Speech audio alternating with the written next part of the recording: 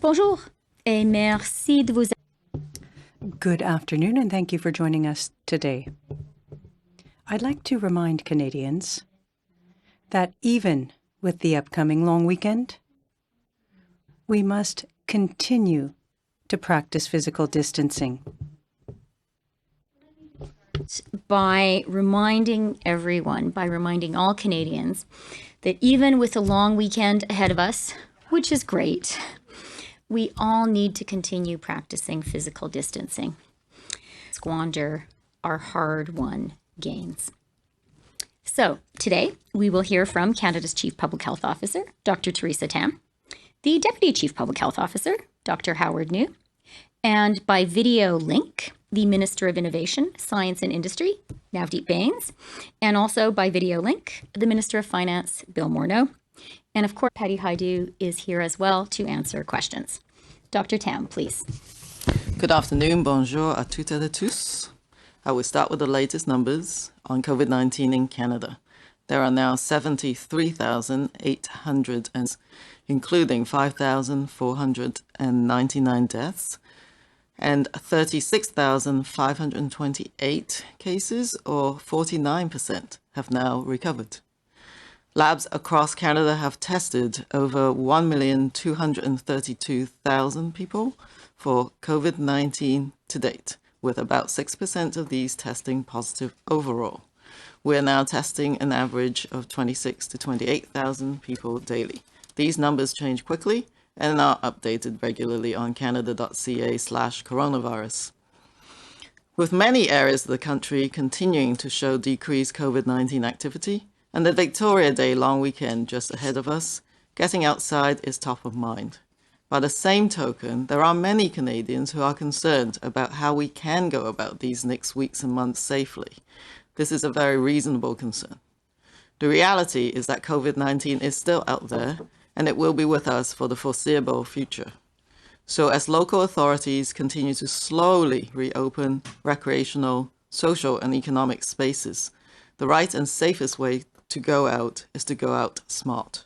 This means not dropping the vital layers of protection that we've used to plank the curve and by now have well ingrained as our hygiene habits. Going out smart means keeping 2 meters of physical distancing from others wherever and whenever possible, avoiding touching common surfaces and cleaning our hands well and frequently. And depending on the COVID activity in your area, local authorities may recommend the use of non-medical masks or facial coverings as an added layer of protection for when it is not possible for you to maintain a 2-meter distance from others, for example, when using public transit. However, in some instances, going out is not okay. We all have a responsibility to do things to keep others safe and to not risk a setback on the progress we've made. That means covering every cough and sneeze. But for those who are experiencing even mild symptoms, consistent with staying home and staying apart from others. So no matter where we are this long weekend, going out should only be an option if we can go out smart. Living with COVID-19 means we've got to maintain our habits of physical distancing, frequent hand washing, and staying home if sick. Thank you. Merci. Thank you very much, Dr. Tam. Et maintenant, je donne la parole à Dr. Howard New.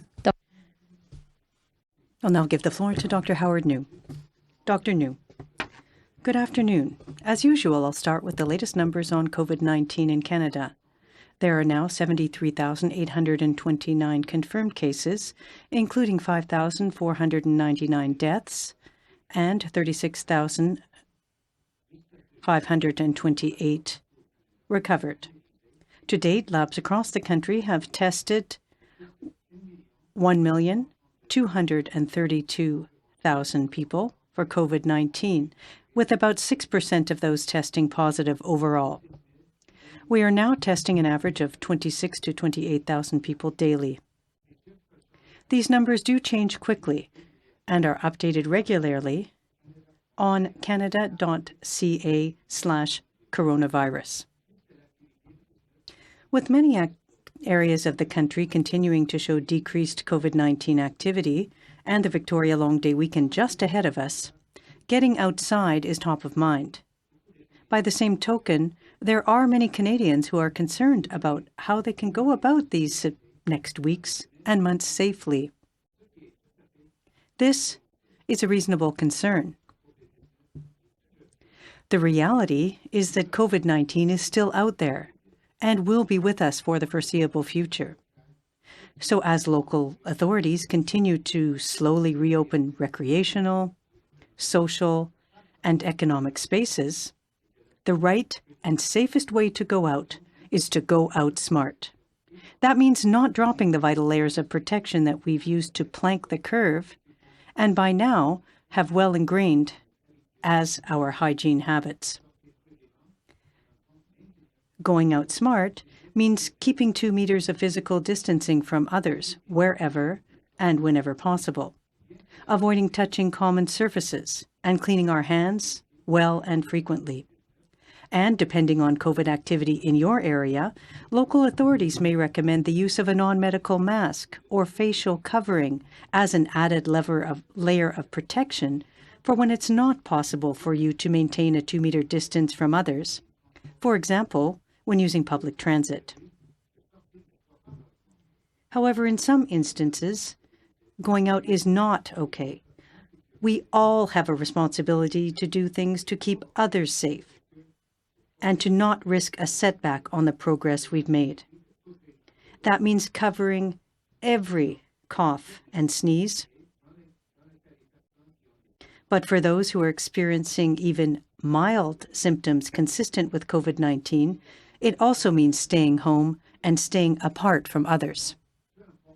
So, no matter where you are this long weekend, going out should only be an option if we can go out smart. Living with COVID-19 means we've got to maintain our habits of physical distancing, frequent hand washing, and staying home if sick. Thank you. From our Minister of Innovation, Science and Industry, Navdeep Bains. Nav, please. Thank you very much, Christia. Over the past month, our government has been working hard to make sure that all Canadians can keep food on the table and a roof over their heads. We've made changes to our employment insurance program, introduced the Canada Emergency Response Benefit, and provided a wage subsidy for business owners to avert layoffs. Today, we're announcing a new program that will provide temporary support for Canada's research talent, help sustain research capacity at universities and health research institutes during these extraordinary times. Aujourd'hui, nous annonçons. Minister Bains, today we are announcing a new program that will provide temporary support for Canada's research talent and help sustain research capacity at universities and health research institutes during these extraordinary times. Canada's universities and health research institutes employ tens of thousands of highly qualified research personnel.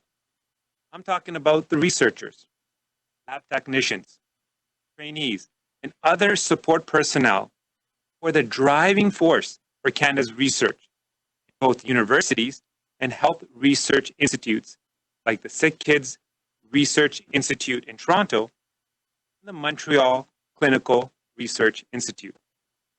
These people are significant drivers of innovation. They generate the discoveries and inventions that help people and the economy. Many of these very researchers have the expertise we need to help us better understand COVID-19 and how to fight it. But these highly qualified personnel are at risk of being laid off right now. Non-government sources of revenue like private sector contracts, charitable donations, and endowments, which account for much of the income that funds the research activities of universities and health research institutes, are drying up due to the COVID-19 crisis. To help them, we will be providing up to $450 million to help sustain the academic research community through the crisis caused by COVID-19. Nous annonçons jusqu'à 400. Minister Bains still speaking. To help them, we will be providing up to $450 million to help sustain the academic research community through the crisis caused by COVID-19. Universities, health research institutes, eligible for federal granting funding are also eligible for this program in support of their research-related activity. In addition to providing wage support for research personnel, this investment will also help universities and health research institutes cover the unanticipated costs associated with maintaining research assets at risk due to the pandemic and ramping up research activities once physical distancing measures are relaxed and ultimately lifted. Cet investissement s'ajoute aux mesures que nous Minister Baines, this investment is in addition to measures we have put in place to maintain jobs and excellence in science and research in Canada. critical that we support and retain our research talent, not only because they are Canadians that need our help right now, but also to ensure that our universities, health research institutes have the talent and knowledge necessary to support post-pandemic economic recovery. 2 years ago, we made the single largest investment in fundamental research in Canadian history. That is because this government recognizes the value of the work done by scientists and researchers in this country. And it is in that spirit that we stand with them today. Thank you very much. Merci beaucoup. Okay, thank you very much, Nav. And I will just ask our technicians perhaps to turn up the volume if you can. It hasn't been a perfect transmission. And Bill, I will ask you if you don't mind to speak a little bit slowly because the transmission is a little bit of static on it. So I think if you speak slowly and we turn up the volume, our chances of understanding every word will be improved. Okay, so now we're going to hear from our Finance Minister, Bill Morneau. Bill, please. Well, thank you, Christia. I think, as we all know, we've been working hard over the last months to protect jobs.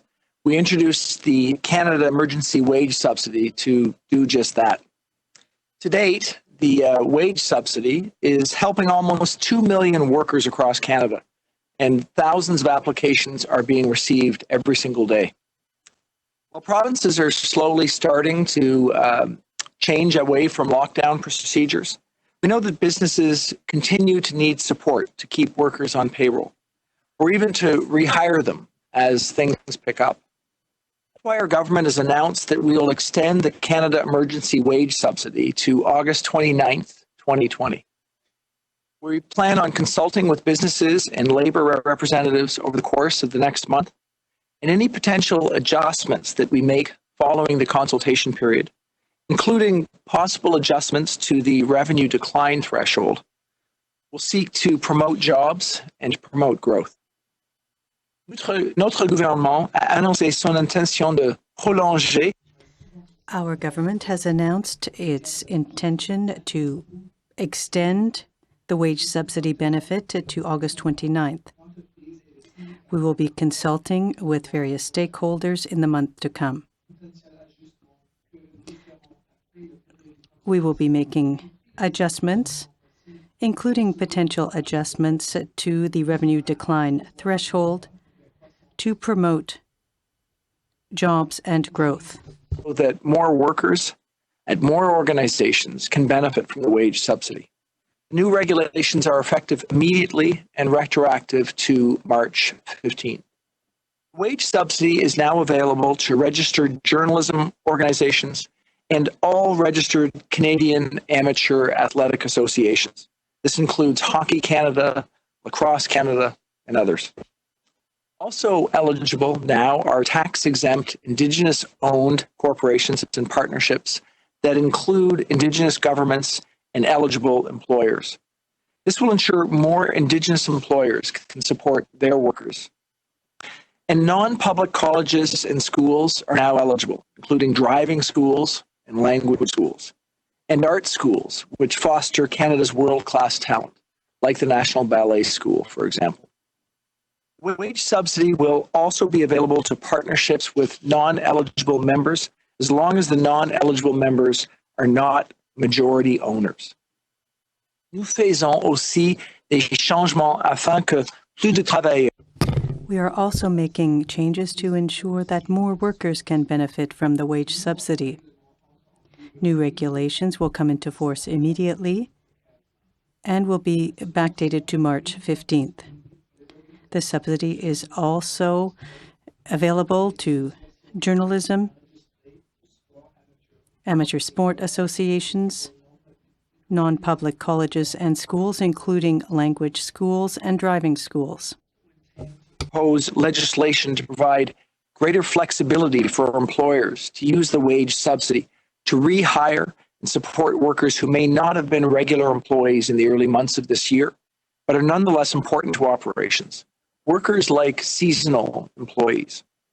Nous avons également l'intention de faire des modifications. We also intend to make legislative changes to give greater flexibility to employers for the use of the subsidy. And as a result, they will be able to hire back workers who were perhaps not regular employees during the first months of this year, as was the case with temporary foreign workers. Appropriately to corporations formed on the amalgamation of two predecessor organizations. My message to employers remains the same. We hope that you apply to this program and rehire your workers.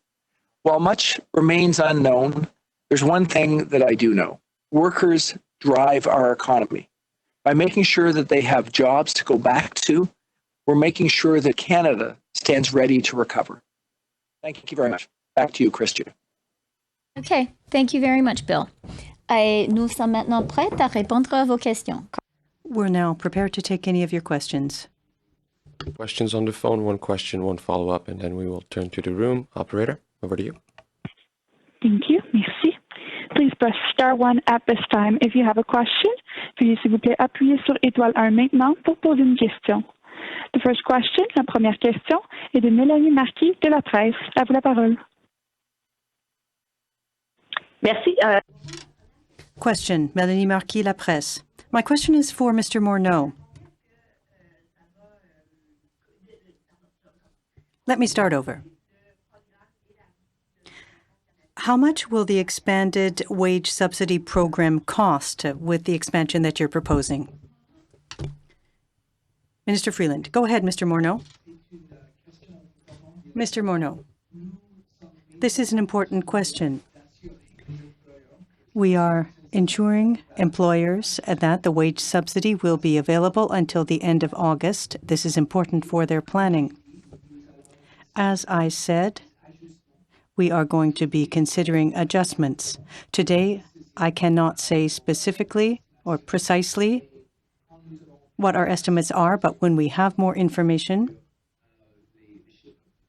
we will provide the appropriate figures. Question. On a different subject, again from Minister Morneau, with respect to health transfers to the provinces. You know, as I do, that the health budgets will be exploding with the situation we're currently facing. Are you open to increasing health transfers to the provinces? Question. There's a request here from the reporters in Ottawa that you repeat your reply to the first question in English, please. So I have to remember my reply to the first question. Is that it? The first question was about the wage subsidy and our expectations on costs. And as I mentioned, first and foremost, we want to give assurance to businesses that the wage subsidy will be extended to the end of August. That gives them the ability to rehire workers to do their planning with some sense of security. That said, we are looking to potentially make adjustments to the program to make sure it encourages hiring. So with those adjustments, which we are going to consult on, still to come, I can't yet make precise estimates on the costs, the implications. Pour la question au sujet de notre approche. With respect to our approach for working with the provinces, clearly, there will be costs. We will be facing difficulties with COVID-19, and the cost for our healthcare system will be very significant. It will be subject of our discussions.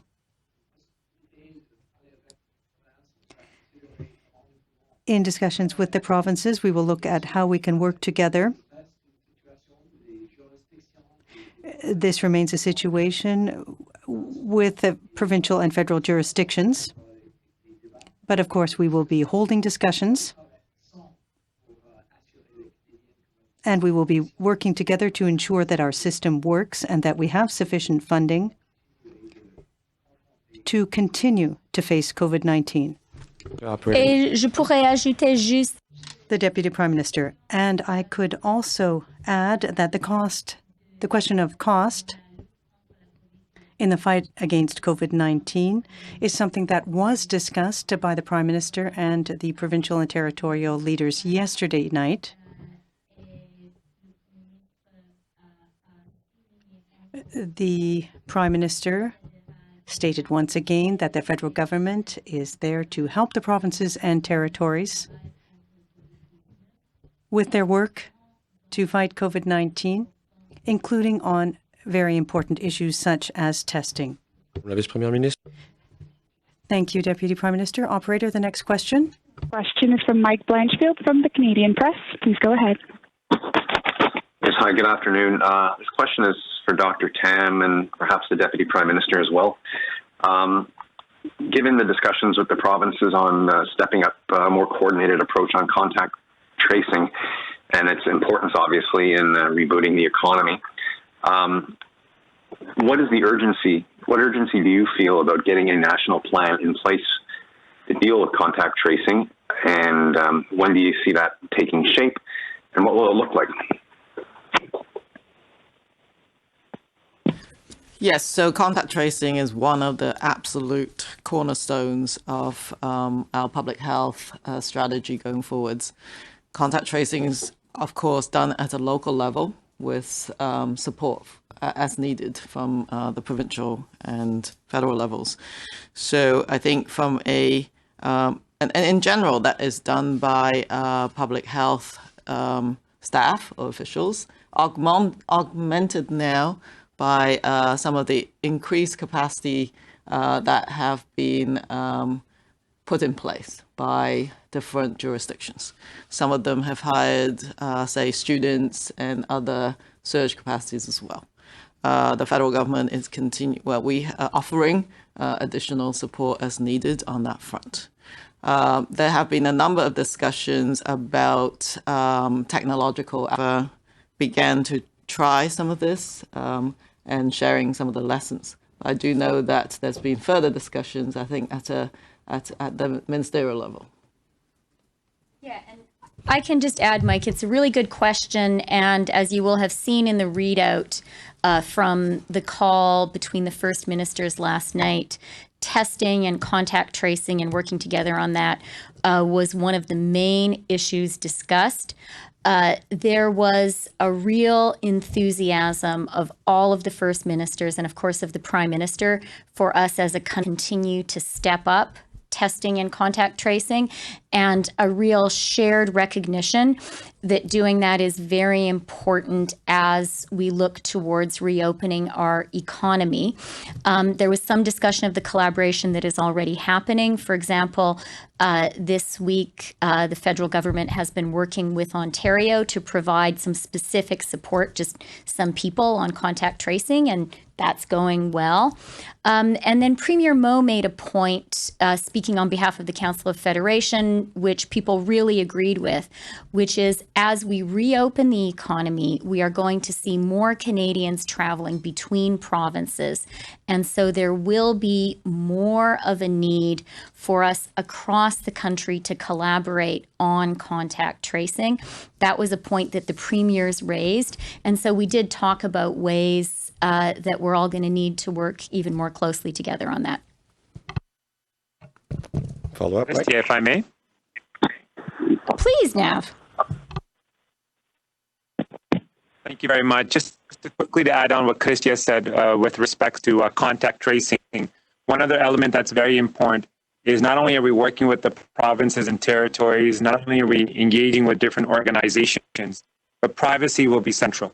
The architecture around privacy principles will be a key feature of any tool that we work with and move forward on. So I wanted to highlight the importance of making sure that As we look at other jurisdictions, we want to be driven by a Canadian solution based on Canadian values, and privacy will be front and center.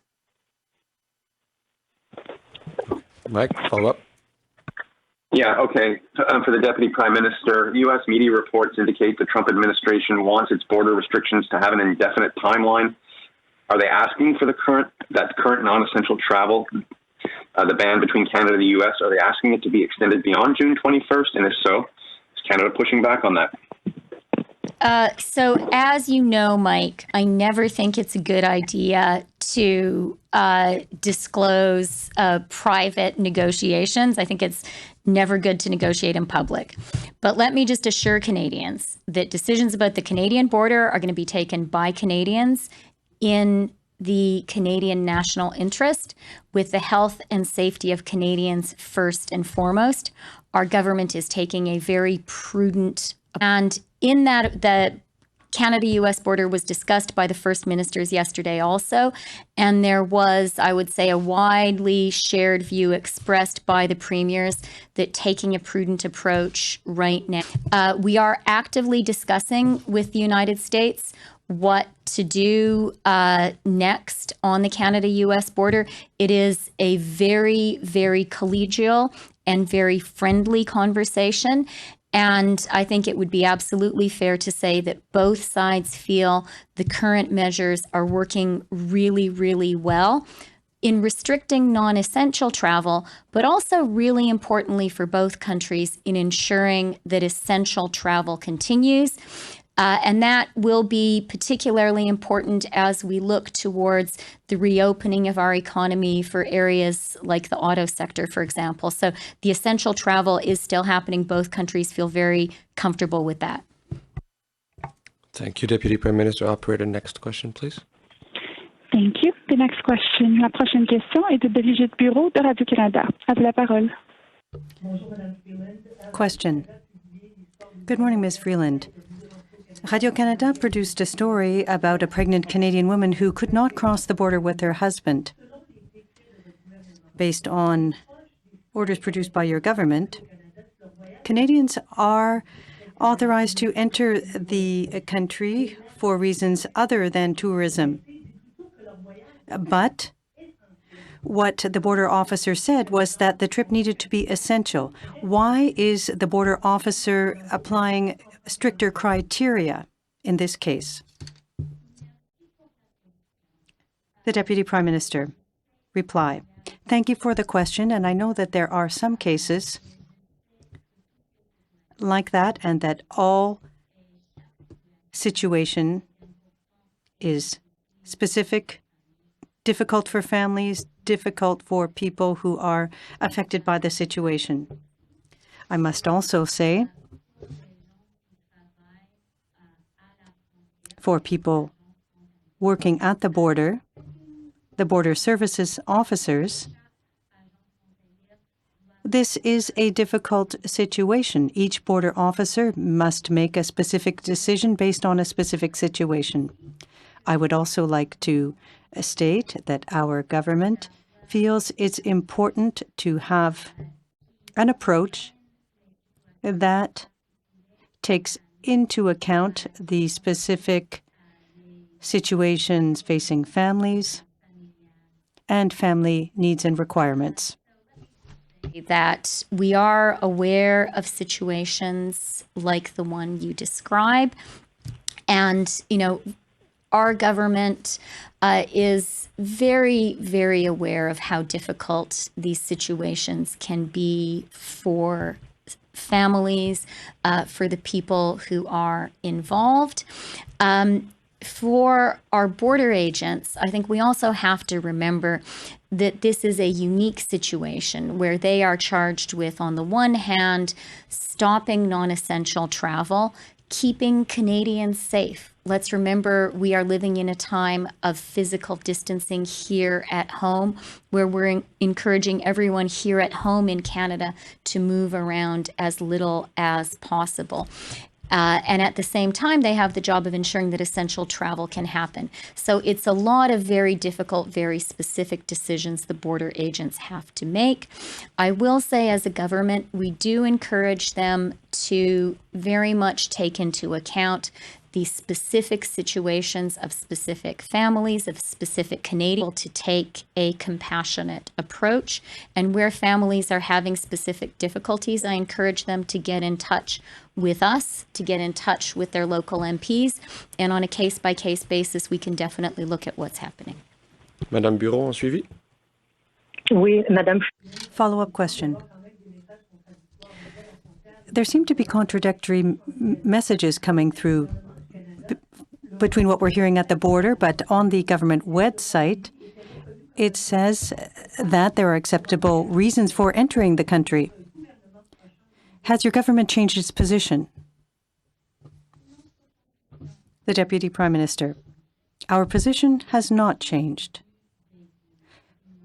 From the outset, from the moment we made the decision to put in place measures, we have stated that the objective is to limit non-essential travel. At the same time, to allow essential travel to take place. I think it's very important to understand that this is a very difficult thing to achieve. Generally, we have succeeded in limiting travel, and that's very important for the health of Canadians. On the other hand, essential travel continues. We have products to eat in our grocery stores, and that is thanks to essential travel. So the measures are working generally. I know that there are some specific cases, and we will try to resolve them. Si Madame la Vice-Première Ministre, we'll now take questions, starting with Kelsey from Reuters. Thank you very much for taking my questions. They're both for Minister Morneau. And Minister Morneau, if you wouldn't mind speaking close to the mic, that would be much appreciated. The audio is still a bit fuzzy.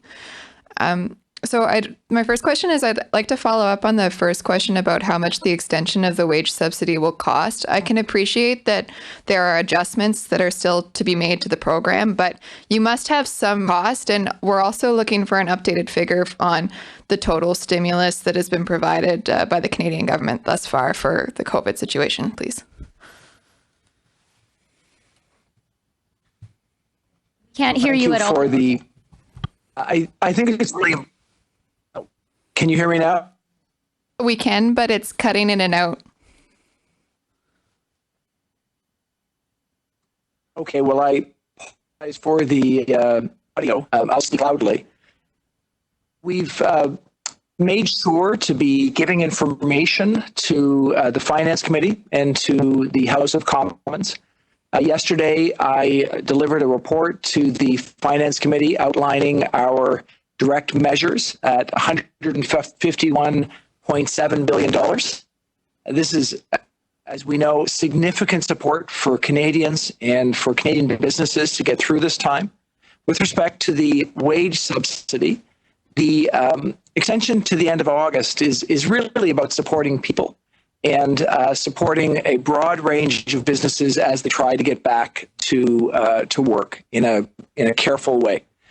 We will be able to provide more information on the exact costs of that as we work through the details of adjustments that we make. But until we've done the consultation and considered the adjustments, we don't have the information to give you a precise figure. Sorry, so the audio is very fuzzy. So I think you said 151 million as the total cost. And then as a follow-up, you have said that it is too soon to say when we will have a date for a fiscal update or a budget. But one of your finance officials told the Finance Committee this week that there was work ongoing on a fiscal update. So I'm wondering how you jive these two positions.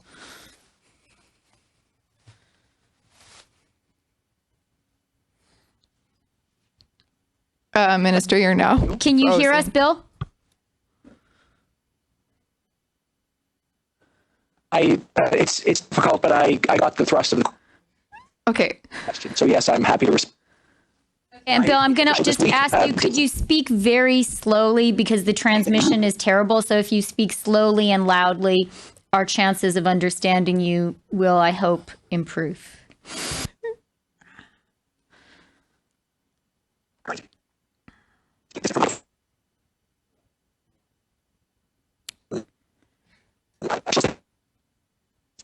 I'm sorry, Minister. We can't hear you at all.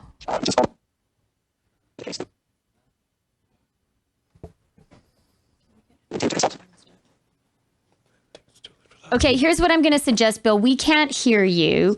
So, Kelsey, would you mind? We will go on to Mike's question. It's also for Bill. Okay. What's our technical view? Okay, so we're going to turn the video off and then try it again. Okay, we're going to turn you guys off. Sorry. And then we're going to turn you back on. Okay. Okay. In the meantime, Julie, do you have a non-Bill or Nav question? I think we'll just get the ministers on the phone ASAP, but we can take Julie's question in the meantime. I had some questions for Mr. Morneau too, but I do have a question for Dr. Tam from our health unit, and it's about the studies that are being done on COVID and obesity. Apparently there's been some in the States that if you're obese, your chances of being harder hit with COVID are there. Now, are there any Canadian studies? What do you think of the link between obesity and COVID and the severity of COVID? Yeah, so that has been an observation, and I think enough of an observation that we need to absolutely look at the relationship between obesity and the severity. We do see that, and in fact, that was one of the observations very early on when we had the last pandemic of H1N1. It was something that we weren't really aware of, and again, with COVID-19, this observation has been made. It could also be linked with other comorbidities or other medical conditions as well. And so I think this is worthy of continuing to analyze that. But absolutely, I think, is one of the conditions that for which clinical information needs to be collected. Okay. Julie, no follow-up? I have a question for Mr. Morneau. Okay. We're just going to give it a few seconds, hopefully. But I could ask Dr. Tam, are there any studies being done in Canada on this, the link between obesity and the severity at which COVID hits you if you're obese? I'm not aware of a specific study, but it's one of the sort of clinical features that it needs to be is collected as part of the data in Canada. But as you all know, we've had some gaps in our data, so I don't know about the robustness of that information, but I think this is best also studied in the sort of clinical sector as well, not just the public health domain, but in the clinical domain. And I'll just add, Julie, we may be able to get back to you with the nature of some of the clinical research that's happening through the Canadian Institute for Health Research. There has been a number of grants for both clinical research and sort of sociological research associated with COVID-19. And so we'll get back to you with some of the nature of some of those clinical research grants that we've approved through CIHR. Thank you, Minister. I don't think we're quite ready yet. So are there any other questions for people that are physically in the room? Okay. I'm going to suggest, Carl, if we can get them on the phone. I think that's what we are trying to do right now, I think. To get them on the phone? Yeah. Okay. So I'm just going to give it a few minutes. Apologies for that.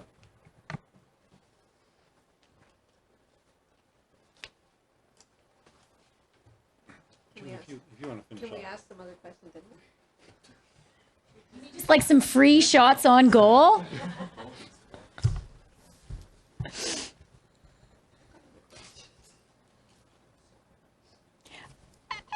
I think that we have to let our reporter friends ask more questions if they wish. Minister Morneau Okay. is back on. Bill, can you say a few words, Bill, just so that we can see if we can hear you? Okay. Clearly, Bill can't hear us, so.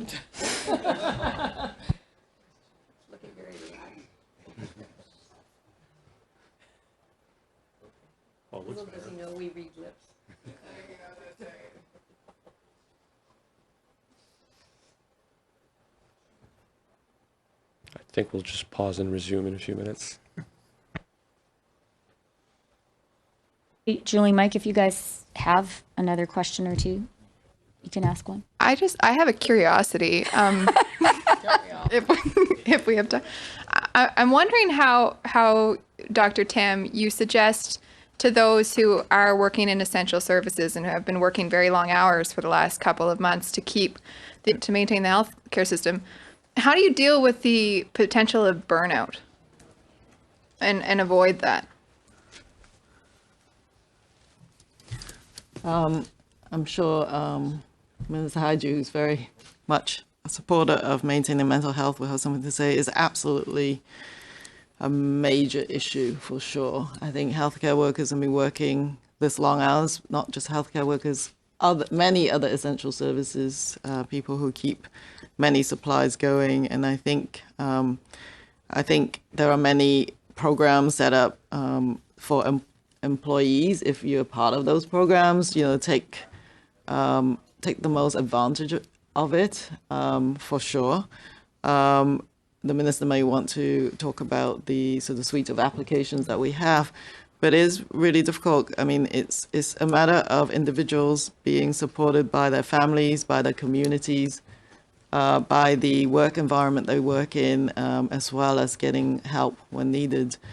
I have to say, as a health worker and perhaps someone who's been working many hours, we're not very good sometimes at asking for help. I know doctors are not very good at all in spotting our own, health needs. So I think we also need to be able to tell our colleagues. I always say to my staff, if I'm behaving strangely, would you please tell me? Because I might not actually know myself. And behaviors that are out of the ordinary for me affects how everybody else works in my team. So I think partly a few days earlier, I think during sort of mental health week, I said, you got to kind of talk about how you feel, which is not easy for many. Health workers in particular feel that they have to help others and sometimes neglect to sort of help themselves. So we have to be aware of that as well.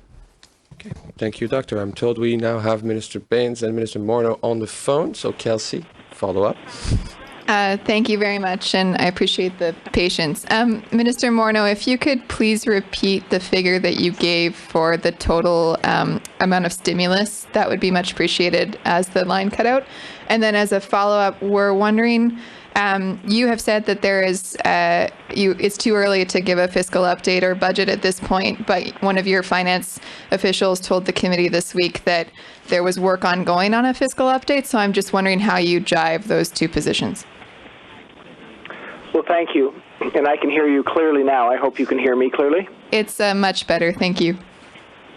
So I was responding to your first question around the scale of our direct support. And as I reported to the Finance Committee in the House of Commons yesterday, the report on the direct support is at $151.7 billion.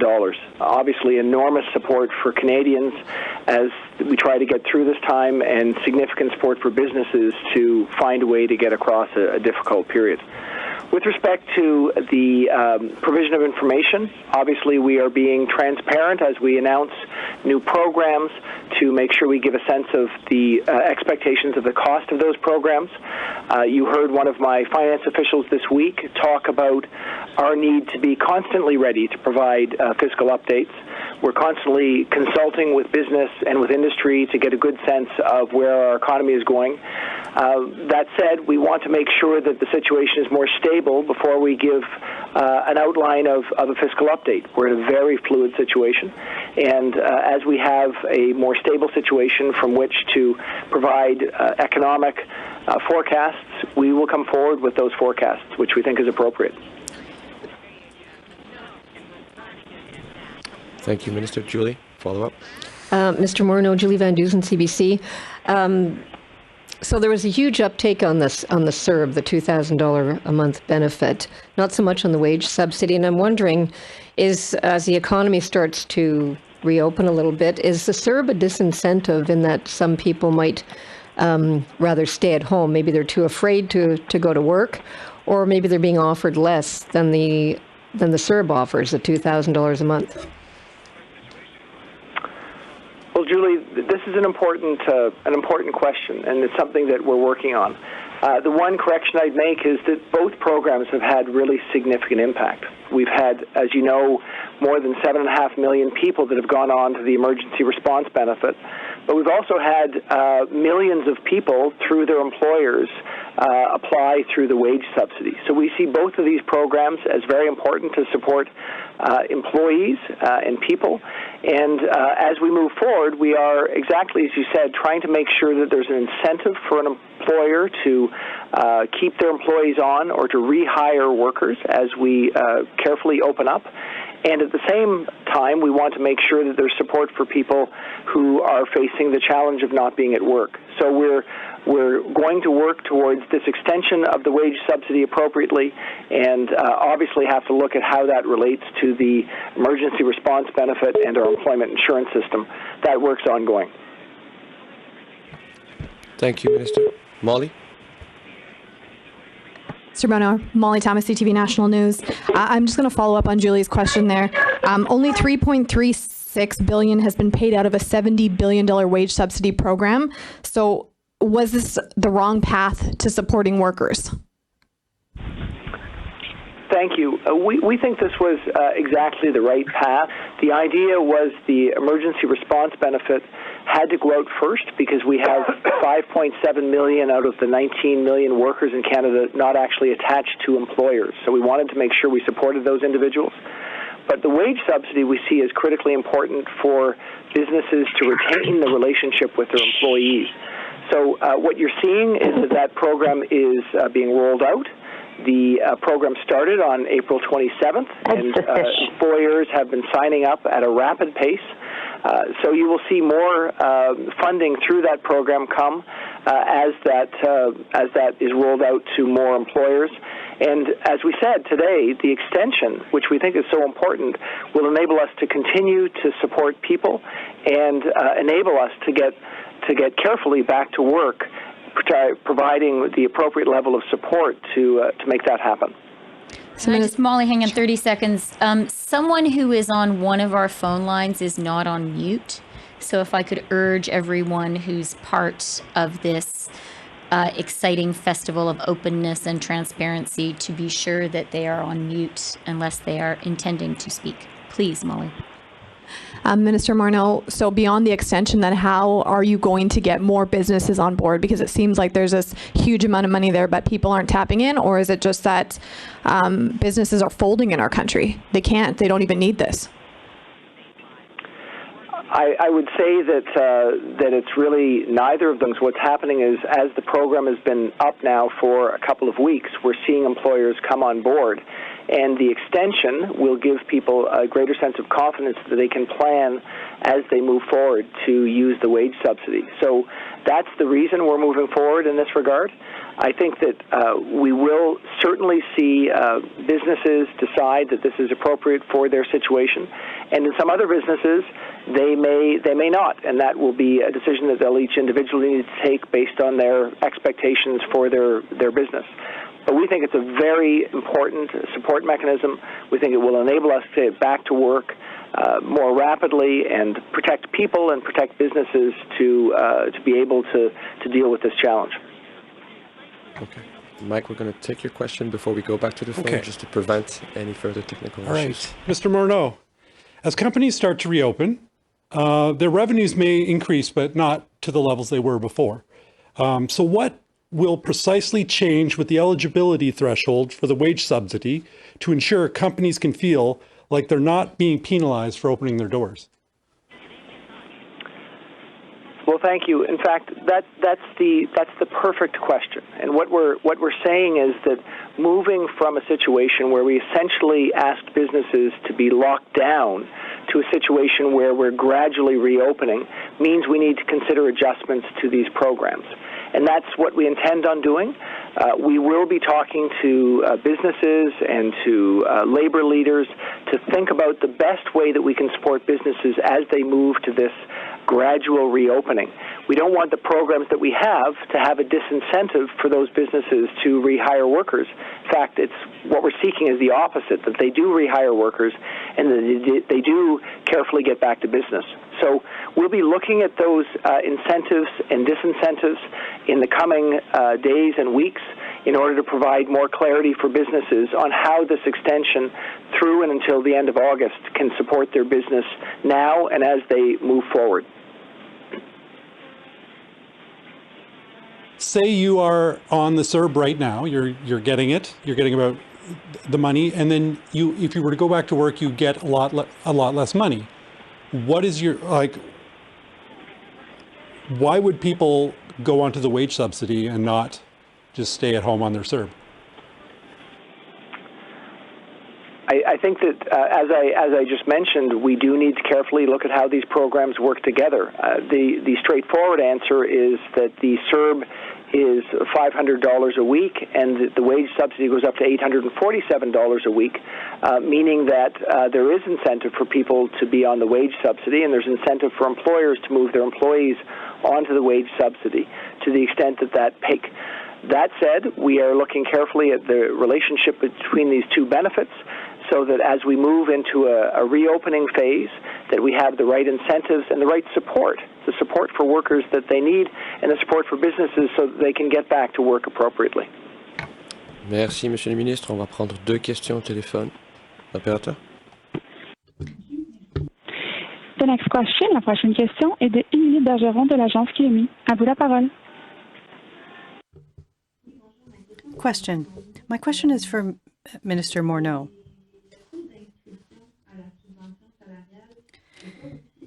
There aren't as many people who've applied for the wage subsidy as the CERB. Under the CERB, it was picked up quickly. The same is not true for the wage subsidy. Is that what convinced you to extend access or broaden it? Answer.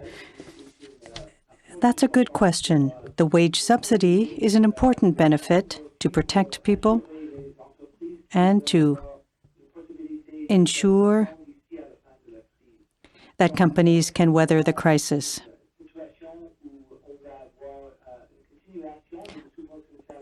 With an extension to the benefit, there will be more confidence for employers in their planning. That's very important. They will continue to consider this wage subsidy as an important benefit until we see a change in the economy.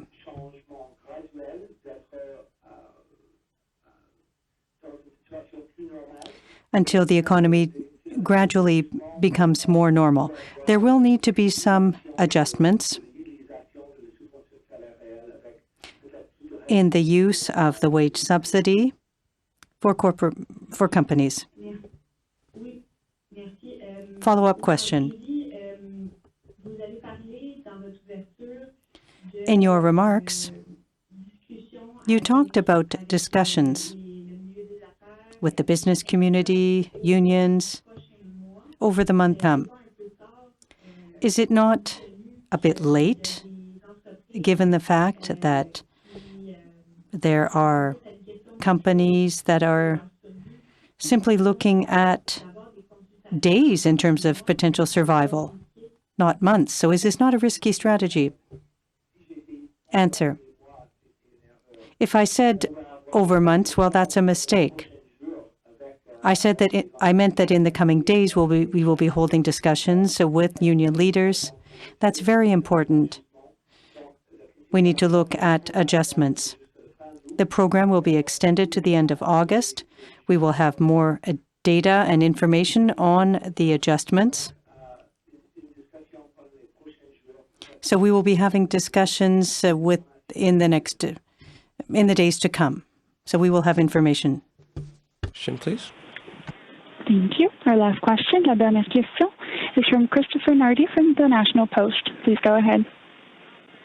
Good afternoon. This question is also for Minister Morneau. Minister Morneau, you mentioned earlier that you'll be expanding criteria to various other organizations, including, private schools, the National Ballet School you mentioned specifically. What happened in the first iteration of the legislation that all of these organizations were excluded on what all of them essentially called technicalities, like the National Ballet School, for example, who said they were excluded pretty much simply because they had the word school in their name in a very small academic program? Why were they originally excluded in the first place? I think the approach we've taken on the wage subsidy, on the emergency response benefit, on the emergency business account, in each case has been attempting to get to programs that can support the broadest number of Canadians as possible. So you're seeing the outcome of that on the emergency response benefit, more than 7.5 people supported. The emergency business account, now more than 600,000 loans. What we've said all along is that we recognize that rolling out policies this rapidly means that we might not get everything perfect on the first iteration, but we will rapidly come back. And what you're seeing today is that we recognize that because of the design and the rapid legislation, there's some things that we needed to fix. And one of them is that there are some organizations that were ineligible just because of the nature of their organization. But they've experienced the same 30% revenue drop. So this is about protecting people that are working for organizations that are going through a big and challenging time. And you've seen that we recognize that driving schools or art schools or a ballet school have had that revenue drop, but don't have the access to the wage subsidy. So this is a fix. We will continue to look at challenges, work together with other parties in the House of Commons to address those challenges if legislation is required, so that we can support the broadest number of Canadians possible during a really challenging time. Mr. Nardi, follow up. And you mentioned earlier as well that your government is looking at that 30% minimum revenue drop in order to be eligible for the wage subsidy. Can you go on a bit about that? Is it too stringent for certain organizations, and what percentages could you possibly look to drop it or increase it depending on what you're looking at?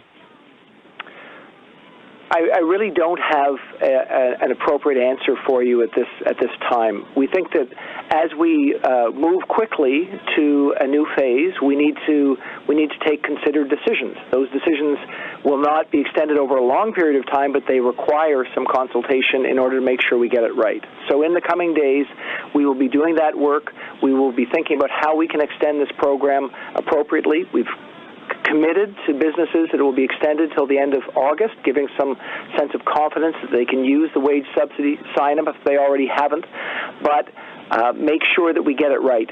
So as we have more details, we will certainly come out with them, but for now we're going to continue our analysis and have more to say in the coming days. OK. Avant de partir, je voudrais juste remercier. Before concluding, I'd like to thank journalists for their patience with the situation and also for your hard work. I just really wanted to thank all the journalists here in the room in Ottawa and on the phone for your patience with our technical difficulties today, but also for your really hard work every day. I was on a call a few days ago with an international group of epidemiologists, and one thing they pointed out was how important the work of journalists is in an effective response to the coronavirus. And I really agree with them, and so I just want to say thank you very much and have a great long weekend.